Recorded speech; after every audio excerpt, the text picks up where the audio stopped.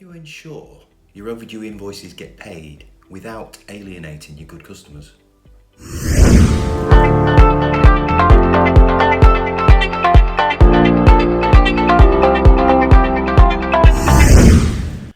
That's what I want to talk to you about today.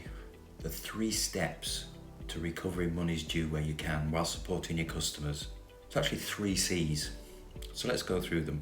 First C is communication. Many businesses suffered a drop in revenue, as a result of the lockdown imposed on them. Some were so drastically affected that they completely ceased trading and have had no revenue coming in.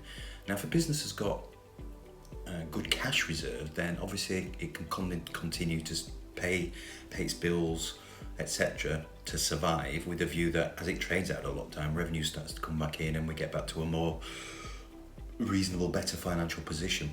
But what if that cash flow is dwindling? What if they've got no revenue coming in, they had minimal cash reserves and they're actually struggling and potentially might only be, a couple of weeks away from going into liquidation? We don't know what's going on until we pick up that phone and we send that email to communicate. So the first question we ask ourselves is, have we as a business opened up communications with each and every customer who has overdue invoices so we can find out what's going on? Yeah. So that's the first C. Now the second C is categorize. So once we've communicated with our customers, we'll then be able to categorize the responses or the position they're in into 4 distinct categories.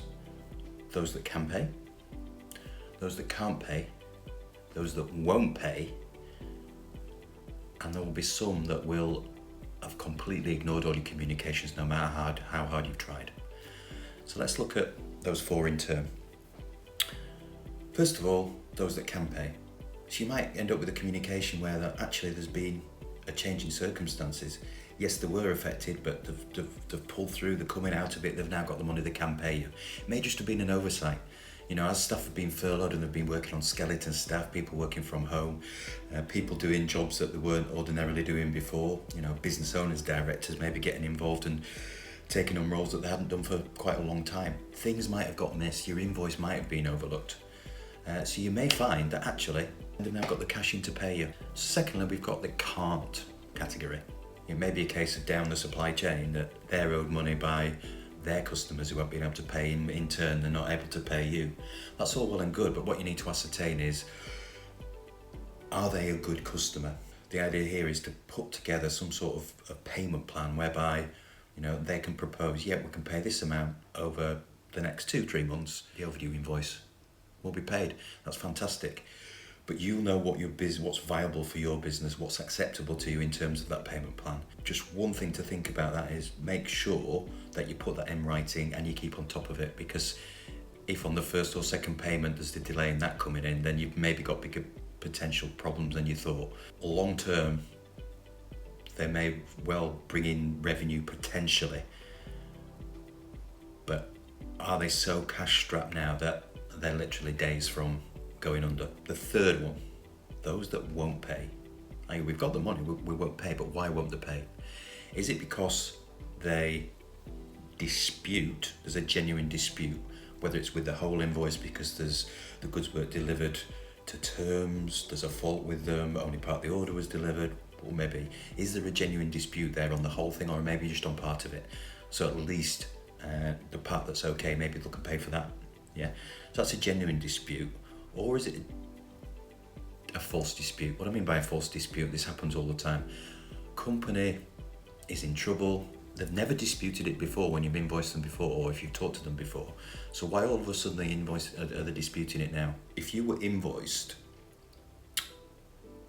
by a business for something that was wrong, how long would it take you to get onto them? You wouldn't delay. So the fact that there's been no communication maybe for a long period of time, then all of a sudden they start to dispute it, that is a big red warning flag. And if we were dealing with a client who was in that situation, we'd potentially say, right, let's start to progress this to formal debt collection, because that is a massive red warning flag.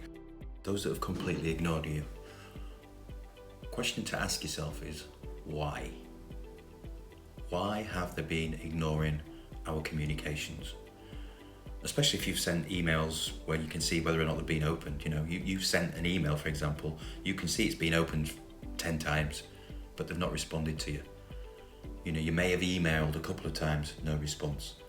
You may have then phoned up to chase and say, you know, okay, appreciate staff are working from home, your business is temporarily closed, we're in lockdown, maybe different people are dealing with it. Speak to someone to find out if there's been a change in accounts, because it may be that's why they're ignoring you, because you're emailing the wrong person because they've changed things without really communicating it out.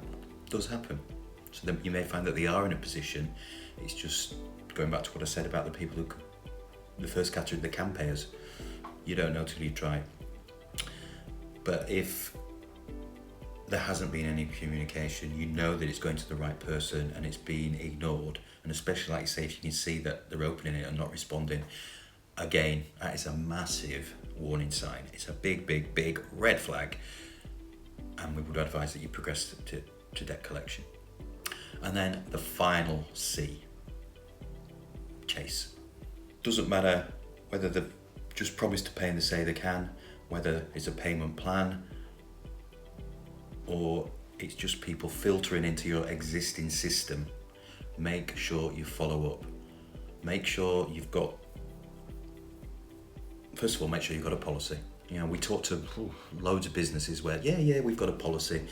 Is it written down? No, but we sort of follow this procedure. Sort of doesn't mean anything. Have it written down. You know, most accounting software, which more and more businesses are using for obvious reasons, it gives you a bigger and clearer and more instant picture of where your business is at. But a lot of that will have it inbuilt into it. You know, you can set up formal emails that go out if an invoice hasn't been paid. You know, follow the processes, whatever it is. Email this day, second email this day, followed up by a third phone call 2 days later. Log it all down so you've got a record, but follow your chasing procedure. Do not procrastinate, especially at the moment where things are tighter. You know, revenues are tight, a lot of businesses are struggling, a lot of businesses have got dwindling cash reserves. Some of those are coming to the end of those cash reserves. The longer you leave it, the harder it's going to be, and the higher the risk of getting to a situation where a business will never be able to pay you and you're going to have to write it off. So there you have it. How to collect monies owed to you without alienating your customer. Hope you found that useful. And, look forward to sharing more information with you again soon.